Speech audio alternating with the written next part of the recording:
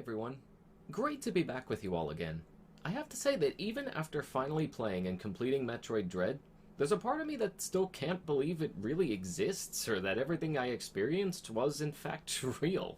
Yes, the wait has been long and excruciating, which made it even harder to really sit down and take my time with this new entry, instead of just trying to blow through it all and see where the story goes next. But it was worth taking the extra time for, as I noticed all kinds of little details and interesting bits of lore that I'm sure I would have missed out on otherwise. But the real question is, how did it fare? Did it manage to live up to the expectations of longtime fans like myself? Did it manage to satisfy new players who had never touched another Metroid game in their lives? We're going to talk about that and more, and as stated in the title, this video will contain spoilers, so don't say I didn't warn you. With that said, let's suit up and see just how well Metroid Dread for the Nintendo Switch turned out.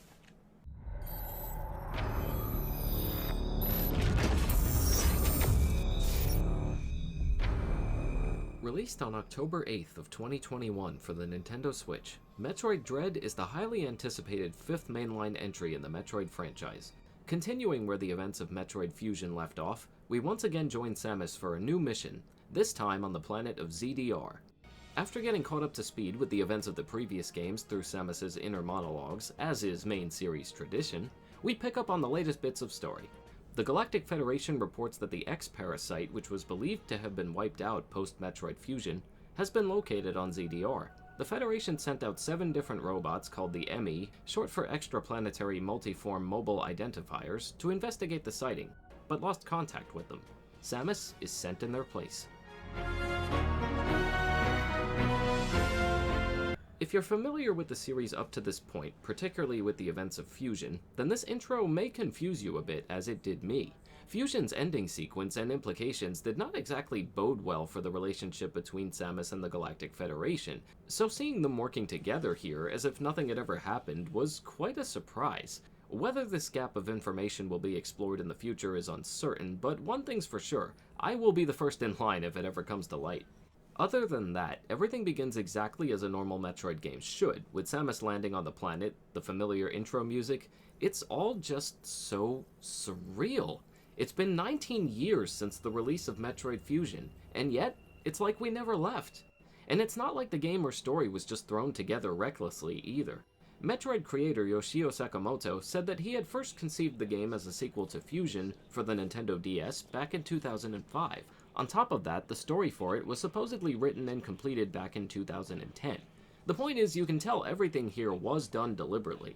Not long after landing, Samus encounters a Chozo warrior, who proceeds to defeat her in combat, causing her to lose most of her abilities as per the usual, and blocks her from reaching the exit, essentially trapping her on planet ZDR.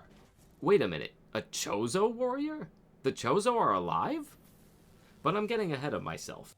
Let's talk about the game's structure and how it plays, as well as its relation to other games of the series past. Just as before, Samus is dropped off on one section of the planet, in this case planet ZDR, with a limited range of attacks and abilities to use in order to fight, explore, and survive. Throughout this journey, Samus encounters new attacks and abilities in order to help her progress further and conquer the various enemies and bosses that the game continuously throws at you. The world appears to be your typical 2.5D game space at first glance, until you begin to notice, usually during counterattacks or Omega Blasts, that the entire game was actually designed in 3D, just from a 2.5D perspective. It's really quite impressive, and just goes to show the level of dedication that really went into making this experience a large and beautiful one. And the graphics? Gorgeous. It's not often that a game's load screen can cause me to stop and stare in awe, and yet, here we are. The new armor for this game is quite interesting, as it's still recovering from the events of Fusion, while basically growing back on its own now. The whole thing is quite strange, but I've really been digging it. It's like the game is telling us that things have slightly improved for Samus since the last time, but that we also shouldn't be celebrating just yet. The environments of ZDR are also quite vast, ranging from icy mountains to fiery furnaces, cathedral-like structures, rocky mountains, grassy outdoor landscapes, and everything in between. If there's one thing I can say about the game's visuals, it's that they are anything but dull or repetitive. Each structure is very much its own thing, with its own unique hazards and nuances designed to make it stand out. The attention to detail here, especially for a game of this type, is nothing short of breathtaking. If you've played Samus Returns on the 3DS, then you may be familiar with some of the gameplay touch-ups done by developer Mercury Steam, including the ability to aim in all directions and perform melee counterattacks. Here you can see that they were all clearly improved upon, with more precision aiming and a far more balanced system regarding the melee combat. Instead of having no choice but to stand and wait to perform counterattacks on a large amount of the game's enemies, Dread allows you to choose between blasting your foes the old-fashioned way, or sitting back a bit, waiting for the proper signal and countering the enemy, for a chance at more health and missile replenishment. It also helps that enemy strikes are much faster, making the window of opportunity for counter-strikes come along at a far quicker pace than before. These few simple changes fix a large amount of the issues that gamers, including myself, had with Samus Returns, and shows us that Mercury Steam clearly listened to player feedback the last time around, and that's great to see. But they also made some changes in the game's overall structure. For one thing, the order you get these items and abilities in is far different from any Metroid game before it. Simply being able to roll into a ball, an ability you typically gain within each game's first 20 minutes or so, is now held back until way past the game's halfway mark. I believe this was done intentionally, as it does allow you to focus more on some of the new gameplay additions, such as being able to slide and crawl under some surfaces in the meantime. Longtime fans will remember that Metroid Fusion, and later Zero Mission, deviated slightly from the typical explore until you find something new formula, giving Samus various markers to follow and a more linear game structure as a result. Did Metroid Dread also follow this approach? Well, yes and no. The game's maps and exploration itself are unquestionably more vast than what we were given in Fusion and Zero Mission, with multiple interconnecting maps and plenty of ways to navigate them. The game also provides all kinds of travel cars and warp points to get you where you need to go. With that said, some parts of the game, not including any mention of sequence breaking, which I'll talk about later, do still appear to have some linearity. You're once again given markers with a destination to reach after each encounter with Adam, the AI computer that Samus talks with, to receive orders. It's also true that most of these areas only have one real solution to move you forward. What we're getting here is essentially a mix of both the older and newer main series titles, with a lot of the fun and exploration that came with titles like Super Metroid, while still condensing certain areas in order to make the player feel that same sense of claustrophobia and loneliness that came with Metroid Fusion. And by certain areas, I'm referring to the spaces inhabited by the Emmys. Just as Fusion worked to incorporate fear into the player, with the threat of the SAX parasite looming over you like a hawk, Metroid Dread tries to bring this sense of fear back, but in a more controlled manner. Entering into these areas puts you into a very different type of atmosphere, where everything feels very quiet and lifeless. Here, it's possible, and likely, to encounter one of the game's 7 Emmy robots looking to eradicate you. In order to avoid them, you either have to run or hide from them using various stealth elements now incorporated into the gameplay. And the more abilities you obtain in the story, the more difficult it becomes to actually avoid these things. Thankfully, there are some things you can do with a little work.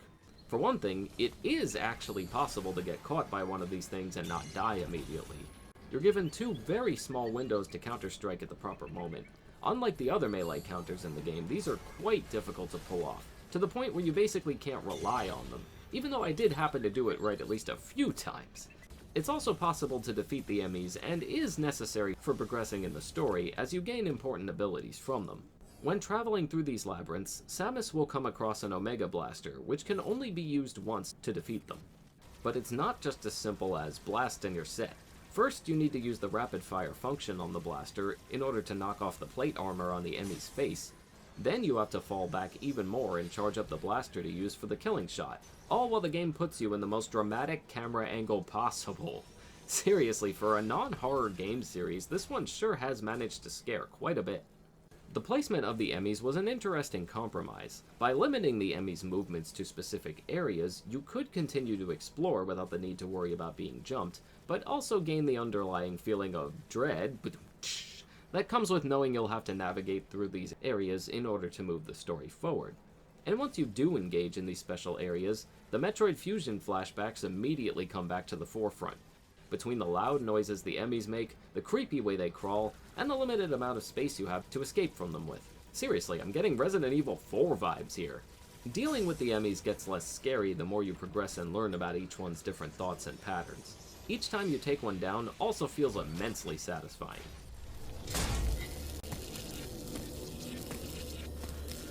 So what new abilities do you come across? What chance do you have against your enemies here? Well, if you were to ask Adam, he would have many positive things to tell you. You were no match for him then. You are no match for him now. It is true that you have recovered many of your combat abilities. However, my analysis suggests that you would not be a worthy adversary for him, not even at full power. But with all that said, there is still some hope. The new flash shift function, for example, is one of the most important and useful mechanics for the majority of the game. It allows you to jump over areas you would have otherwise been unable to reach, and allows for 3 very quick dashes, useful when trying to dodge enemy attacks. I couldn't imagine getting through most of the game's major fights without it. Another new and interesting ability is the spider magnet, which when used in conjunction with your grapple beam, allows you to attach to, climb, and even shoot off of these specifically marked blue walls. Another feature I was happy to see a return of was Aeon abilities, first presented in Samus Returns, the most interesting of all being the Phantom Cloak. Designed to help Samus hide from the enemies for a limited amount of time, this cloak can be used with slow movement or even while hanging from a ledge or ceiling to completely hide Samus from the enemy's view or detection. Results may vary though. There is a meter that limits the time you can use this ability, however, and once that meter with Aeon energy is depleted, it begins to take away your health the more you use it. This was another major change to the normal gameplay formula, as stealth has never been incorporated quite like this in a Metroid game before, and it did feel more rewarding to use once I got the hang of it. There is also a pulse radar, which helps you see all the destructible environments in each room, but I admit I didn't really use this one much. Maybe it's because I'm used to the old school method of just blowing everything up until I find something, but who knows. Exploration felt much more open-ended than Fusion or Zero Mission this time around, but some parts of the game still felt very linear despite. Upon subsequent playthroughs, I would come to see that the sequence breaks really did remove this barrier, just that I hadn't discovered any of them the first time around. This is why you're likely to see people argue about whether the game is too linear or not, as these sequence breaks are not easily noticeable, and will inevitably get written off by many. All I'm going to say is that the Varia suit opens up a lot of possibilities once you acquire it, and you can finally traverse those overly hot sections. And the biggest change to the gameplay I haven't talked about yet is the new map upgrades. I am officially spoiled after using all of these new features.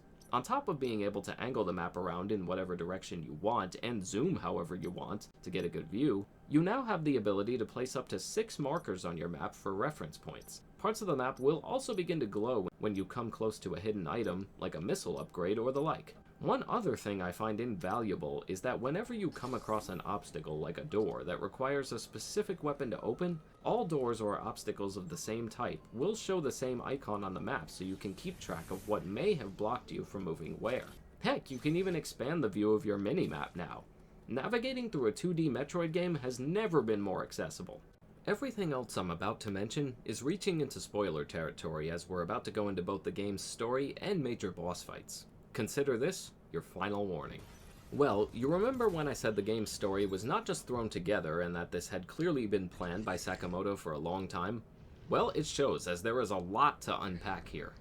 The first question a lot of fans had going into this was if the game was going to be completely story-focused in the way that Fusion was, or more open-ended with more of a show-don't-tell approach like the previous entries in the series. I'd say the game managed to do a little of both. While you do still locate specific beacons and receive dialogues from Adam, gone are the inner monologues that Samus had given us in Fusion, leaving us to sit back and try to imagine everything going on in her head throughout the story, just as we did with Super Metroid all those years ago.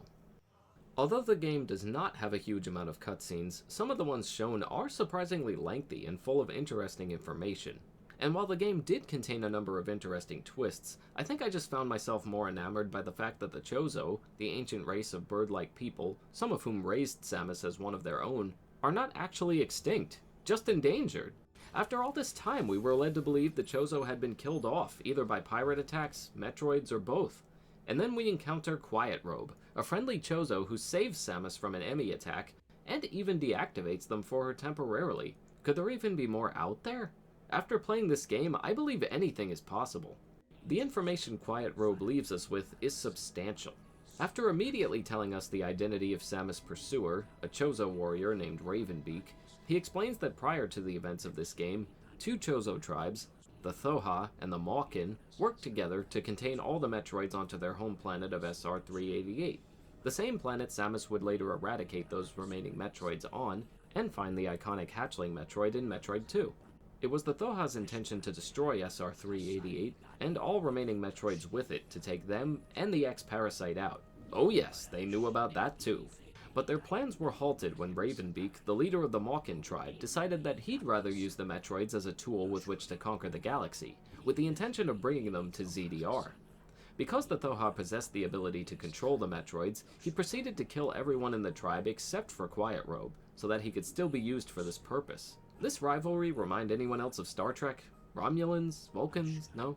But Ravenbeak ran into other difficulties. One of the soldiers turned out to be an X-Parasite and ended up causing a pandemic. While Ravenbeak was able to contain it despite losing the lives of his own tribe in the process, his attention had been drawn away long enough that Samus had already proceeded to destroy all of the Metroids on SR-388 by the time he had resumed his plan. With the Metroids now extinct, this would reveal Ravenbeak's true intention, and the reason he hacked the Emmys to go after Samus, to extract the Metroid DNA from her body and use it to bring the Metroids back and continue his original plan once again. Quiet Robe opens up one more door for us, and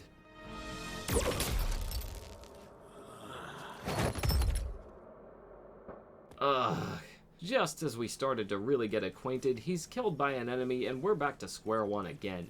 Longtime fans of the series and the game's lore up to this point will know why this death stings so much. As a child, Samus was pretty much raised by the Chozo as one of their own, after a horrible attack from the space pirates led to her parents' death. Her armor, ability to turn into a ball, and even her ability to interact with various Chozo artifacts all stem from this. Losing another, especially one as kind as Quiet Robe was in the short time we got to see him, is just cruel and unfair after years of wondering what it might have been like to interact with more of their people. But the story beats only get more wild from here. As you get farther into the game and reach an area called the Elun region, Samus encounters the X-Parasites once again, and after opening a large door, proceeds to unleash them onto the rest of the planet. One of the X even goes as far as to revive Quiet Robe's body and reactivate the Emmys, setting them loose once again.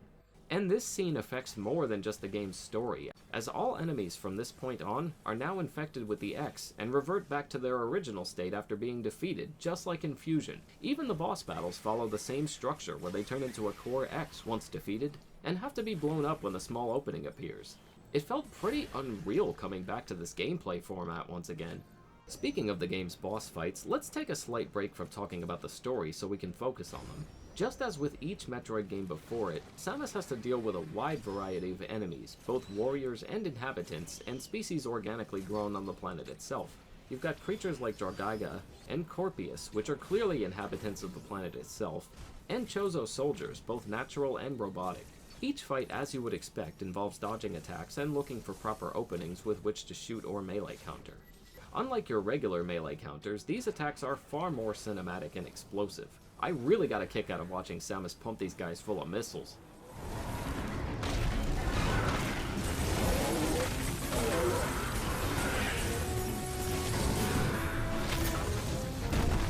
But the most surprising boss encounter of all, for a myriad of reasons, is the return of longtime rival Kraid. Kraid's reasons for being in the game are unclear. We're only left with a few clues like the collar around his neck to go by, and even then it doesn't tell us much. Was he captured and taken prisoner by the Mawkin tribe? Is this just another one of the clones, also seen wearing the same type of collars, and not really the Kraid we once knew? I can't say for sure, but it was quite a surprise all the same, which only made Samus' moment of not even flinching to be that much cooler to me. The battle with Kraid definitely left us with some throwback moments to the fight with him in Super Metroid, particularly the climbing of the platforms he'd fire out at you, and the similar attacks he'd unleash. On top of the appreciation to detail, I will say I absolutely loved the melee counter segment for this fight, as it made this battle feel more like something you'd see out of God of War, or even Shadow of the Colossus. So to reiterate, no, I have no idea why Kraid was in the game, but enjoyed the heck out of it anyway. With all of that out of the way, I think it's time we address the climactic moments at the end of the game and what led us up to this point. Once reaching the final Emmy, and instead of having to work to defeat it ourselves, something different happens.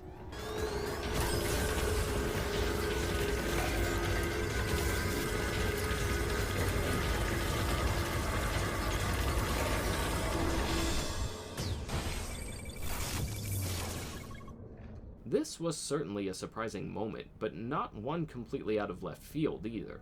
Ever since Samus's DNA had fused with the Metroid DNA, we had been left to basically sit back and wonder what kind of lasting effects it would have on her. Well, we certainly begin to see that here, where Samus uses a Metroid ability to suck out the energy from the remaining Emmy, just as we've seen Metroids try to do with Samus and others for so many years. Things only get more wild when we hear Adam's reply. You are now a Metroid, Samus Aran. Your very existence poses a grave threat to the galaxy. However, there is no need to fear. You can still contribute to galactic peace. You need only use your new powers correctly. From the earliest moments of the game to when Samus first landed on planet ZDR, it was apparent that Adam was acting a little different. At first I chalked this up to it being a new game, and didn't think there was a drastic enough change in the computer's personality to amount to anything else. But it turned out I should have gone with my gut instinct here. After all, he did stop referring to Samus as Lady awfully quick. After seeing Samus's potential start to become realized, Ravenbeak appears and reveals that he had been posing as Adam all along. He also tells us that he allowed Samus to live up to this point, so that she may awaken her powers now that she has fully become a Metroid herself. He also suggests that a mix of both Thoha and Mawkin DNA may have been at ends with each other, causing the process to take as long as it did. As Dread would return us to the show don't tell approach when it comes to Samus's inner thoughts, I couldn't help but wonder if Samus had also picked up on all of these suspicions about Adam, and if so, when.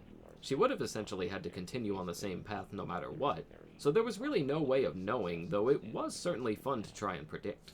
But things managed to get even more intense from here. Ravenbeak goes as far as to claim he is Samus's father, due to previously being a DNA donor for her, when she was first taken in as one of theirs. And there is some sense to this, as this process essentially led Samus to being able to use her iconic power armor, and help make her the person she is now.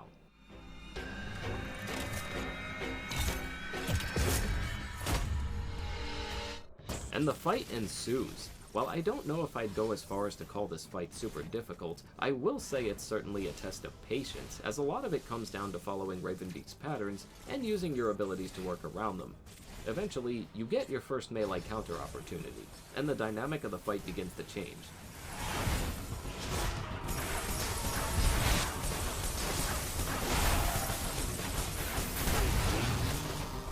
Enter Phase 2, where Ravenbeak brings out his wings and some new firing techniques to keep you moving. This one ended up feeling like the longest phase to me, as a lot of time was spent dodging cannon fire in all directions while trying to get a shot in here or there. After taking out one of Ravenbeak's wings and reaching the third phase, Ravenbeak seems unfazed. I have to say, the moment where he proceeds to rip off the other wing like it's nothing was just, wow, frightening guy. In this phase, Ravenbeak lets out far more powerful charged shots and large energy balls that you need either 4 missiles or a power bomb to break immediately. Thankfully, this phase felt much easier to manage than the previous one, signaling that the end of the fight was near. After the third phase, it's all over. Or is it? After holding Samus by the neck and preventing her from getting any more attacks in, Ravenbeak decides that he would rather kill Samus and clone her into an army for his command instead. Just when all hope seems lost.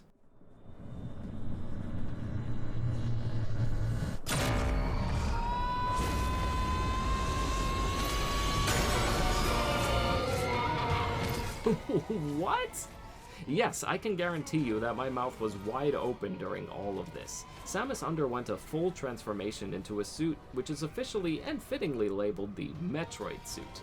Did Sakamoto watch an episode of Guyver before making this new design? Her energy absorption powers are so strong here that she actually takes down the entire floating ship with her, but we're not done yet. After both surviving the crash, Ravenbeak becomes infected with the X-Parasite, Kraid's X-Parasite to be exact, and comes towards Samus. Samus responds accordingly.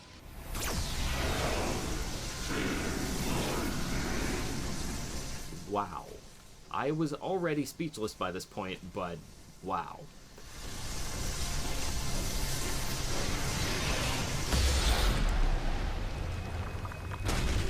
After Kraid, or is it Cravenbeak, goes down, his remains turn into another X-Parasite. Instead of absorbing this one, as Samus had to all the rest, she proceeds to blow it to Kingdom Come, something we certainly never knew could be done before.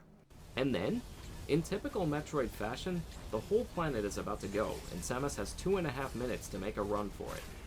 Thankfully, her new powers make it a little easier to cut through the blockades. Just as Samus reaches her ship, and a mere second before touching it, she's warned that she'll drain the ship of its energy and strand herself with the planet. But who?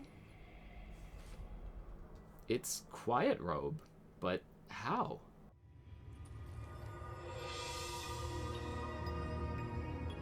The parasite from Quiet Robe's corpse gets absorbed by Samus and helps her revert back to her normal state. Or as normal as it can get at this point, at least. This part does make enough sense, as it was the Thoha DNA that apparently kept this power under control in the first place. But how did this happen? Did Quiet Robe manage to channel himself to Samus after death? Did the parasite take on the memories of Quiet Robe and act on them? Or did the parasite act of its own free will? I have so many questions. Samus only began to touch on these possibilities at the end of Fusion, and I'd love to know more. That said, it's time to get off this rock for good. Samus once again makes it off the planet just in time, wiping out the X along with it, and the credits roll. I'll say it again, wow. I'm not going to lie to you. For a while, I didn't know how I was going to describe my thoughts on this game. Metroid has always been my favorite Nintendo franchise, even above that of Mario and Zelda. It's amazing to think that we've come so far since even the release of Fusion, which I have fond memories of, sitting in my room at night with the light shining on my new Game Boy Advance's screen since there was no backlight on the early versions of it. I knew that I was going to have to take my time and really delve into this one in order to reach some sensible conclusions. And the truth is, I really loved this game. It managed to take a lot of the elements that fans like myself loved about both Super Metroid and Metroid Fusion, and somehow incorporated a little bit of everything, without it all feeling like a jumbled up mess. A lot of the gameplay touch-ups, particularly the aiming and new map features, have absolutely spoiled me, to the point where I'm going to pretty much expect all these things going forward. The new checkpoint system also helps with some of the game's more difficult moments, as you can now start from a previous checkpoint after dying, instead of all the way back at a save point, decreasing the amount of time you need to backtrack to get someplace. I also came to appreciate the change-up in the order you receive some of the major items and abilities. I was originally shocked and kind of annoyed that I had to wait so long just to roll into a ball like I usually do, but I ended up coming around to this as it was yet another interesting way to challenge longtime players. If I have any complaint, it's that I almost felt like the game's ending came a bit too abruptly. Like I should have had at least one other major area to explore or something. I did notice that the map for Hanubia seemed to have a really large empty space within it, so maybe that would have fit the bill. I did hear that some content had to be cut, which is par the course for most major releases, so that could also have something to do with it. It's not a major complaint, of course, just something that was tugging at me a bit. I could also see some issue being taken with the Emmy segments and the difficulty behind them. Even with the game's new checkpoint system, you're likely to die at these moments quite a bit when trying to figure out where exactly you can run to get away from the Emmys in each zone. After a while, that can also begin to feel more tedious and frustrating than fun. I didn't personally mind this, as I think it just made destroying them all the more rewarding, but I could easily see people throwing their arms in the air during some of these moments, particularly with the last few Emmys. Perhaps an easier mode could have made things more manageable for first-time players, but I still don't think it will be impossible for most of them. Shine Spark puzzles may also seem annoying to newcomers, understandably, as the concept does take some getting used to the first time around, but they are, thankfully, much easier to pull off than in previous games, particularly Super Metroid. The choice to bring Samus back to the more silent warrior type was also expected, and more than welcome. This seems to be a direct response to the negative reception of her portrayal in Metroid Other M. While I don't think this was actually necessary, as I believe Fusion did an overall great job with Samus's talking and inner monologue parts, I do believe her execution as a character was far better than what we saw with Other M, and feels more in line with what we've always known and seen from such an iconic character. Now, I'd like to address a few points of contention I've come across on the internet, and a few times in person, as I believe gauging real reactions from people is an important part of gathering feedback and seeing why other people may not feel the same way about something. The first of these is the game's price point of $60 US. I have seen many try to claim that the game is not worth the full price, some due to it not being a full-on 3D experience as you see in a lot of AAA titles today, and others have thrown out comparisons to indie titles like Axiom Verge and Hollow Knight, which are known for providing a stellar amount of content for their price points, never going above the $20 mark. I will start by saying I understand where this mentality is coming from, but in the end I still disagree. Things like how much work, budget, and graphical power went into a game should never be determining factors for its price in my eyes. As you all know, I've played plenty of short titles that I found to be well worth their price points even when I could finish them in less than a couple of hours. It was more about the quality of that experience for me, and it's what I recommend other people also look into the next time they consider the price value of a title. And I do consider this experience to be just as fun and worthy as the other titles mentioned. Oh, and just as an aside, I always felt that Hollow Knight was criminally underpriced for all of the amazing content that it gave us, long before this argument ever began. Both that and Axiom Verge were labors of love, and it showed.